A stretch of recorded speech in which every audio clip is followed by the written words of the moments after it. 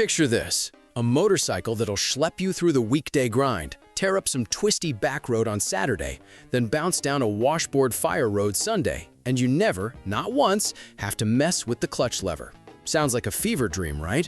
Well, Honda went and built it, and it rings in under 10.5 grand. Hey, welcome back to Moto Metrics. Today, we're digging into the 2026 Honda XL750 Transalp with the E-Clutch, probably the most buzzed about middleweight ADV to land on American asphalt this year.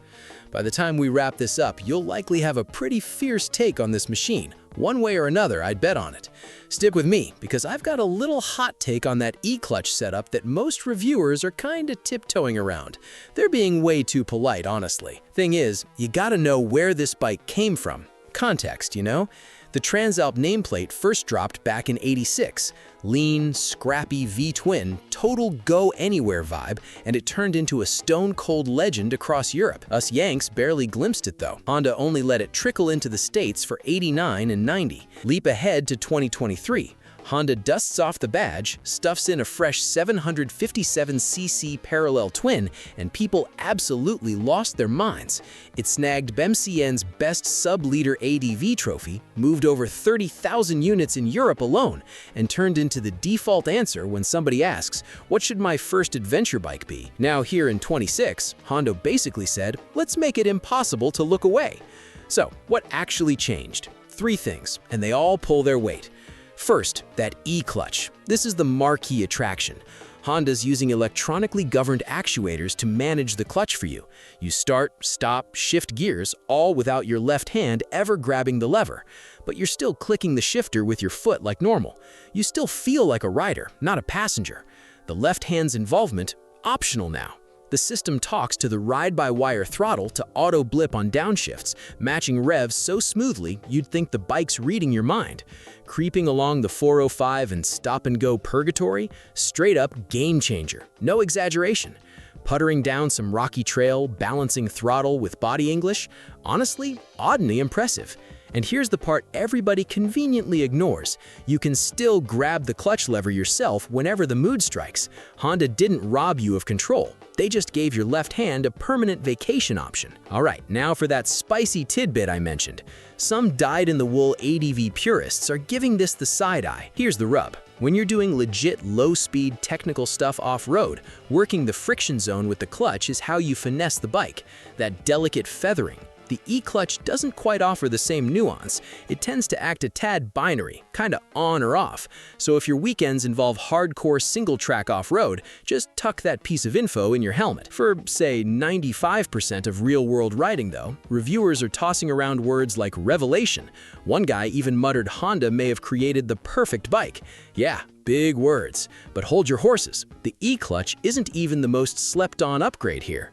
Second, oh man, the suspension got a real going over. For 2026, the Transalp finally sports fully adjustable bits front and rear. Up front, a 43mm Showa inverted fork, 7.9 inches of travel. Out back, a Showa ProLink shock, 7.5 inches. Both now let you tweak compression and rebound damping. See, early Transalps took heat for being a little marshmallowy, especially when you threw a passenger on the back. Honda actually listened. They went back to the lab, cooked up something better, and handed us the tools to dial it in. Solo rider, light luggage, soften the thing up. 2-up touring through the Rockies, crank it stiffer. At this price, having that level of adjustability, I mean, genuinely, that's kinda nuts. Oh, and price. Yeah, let's chat dollars, because this is the part where the Transalp gets dangerous for your bank account.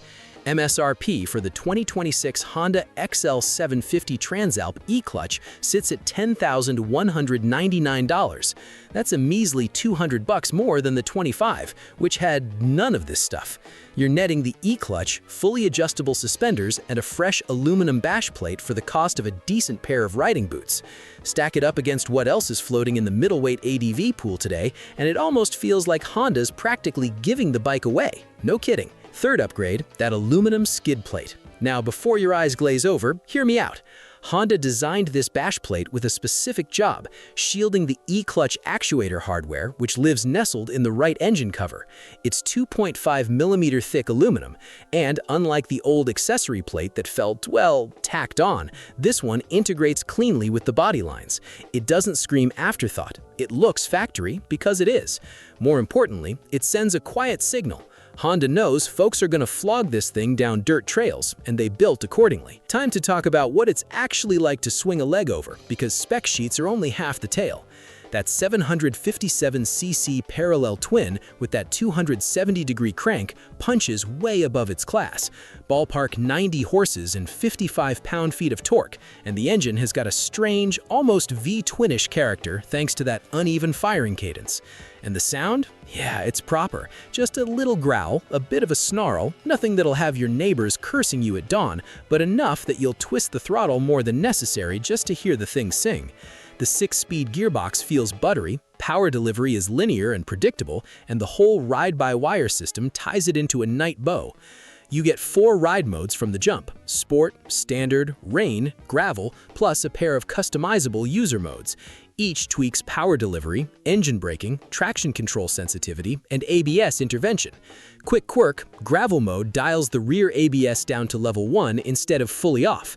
If you insist on turning rear ABS completely off for some dirty sliding antics, you'll dial that up in a user mode. Not a deal breaker, just a little idiosyncrasy. The TFT display is one of the better units in this crowd. 5 inches, multiple layouts, even some retro analog tack looks, real-time fuel consumption, gear position, full Honda Road Sync connectivity. Pair your phone through Bluetooth and boom, turn-by-turn nav pops right up on the dash. You can also grab calls or stream music through a Bluetooth helmet comm. For longer hauls, it's genuinely handy, not just some box-checked gimmick. Seat height, 33.7 inches, pretty accessible for the segment. Honda will sell you an accessory perch that knocks off another 0.4 inches if you're inseam challenged. The 4.5-gallon tank ought to deliver somewhere around 240 miles between fills. That's enough to swallow a solid slice of the Southwest without hunting for gas. Weight clocks in at 468 pounds wet, which might look a little chunky on paper, but I swear it carries itself much lighter once you're moving. Color choice in the US, white and deep pearl gray. Look for them at Honda dealerships around July. So, who's this thing for, really? It's for the rider who craves one single motorcycle that swallows up everything. The weekday commuter who vanishes into the hills on Sunday. The fresh face who wants approachable tech but hates being patronized by their own machine. The seasoned hand jonesing for refinement without shelling out Africa Twin cash. And, if I'm honest, it's for anyone who's ever been stuck in gridlock, clutching in, clutching out, thinking there's gotta be a better way. Well, now there is. The 2026 Honda XL750 Transalp with the E-Clutch isn't pretending to be some hard-edged off-road weapon. It's no GS. It's not a baby Africa Twin. What it is, the finest do-everything middleweight adventure bike Honda has ever bolted together. At $10,199, it's one of the savviest buys in the segment right about now. If you want to see how this thing fares head-to-head against the KTM 790 Adventure and the Suzuki V-Strom 800DE, spec for spec, zero fluff, that video's already queued up on the end screen. Go watch it. I suspect you'll have a pretty strong opinion by the time the credits metaphorically roll. Catch you there.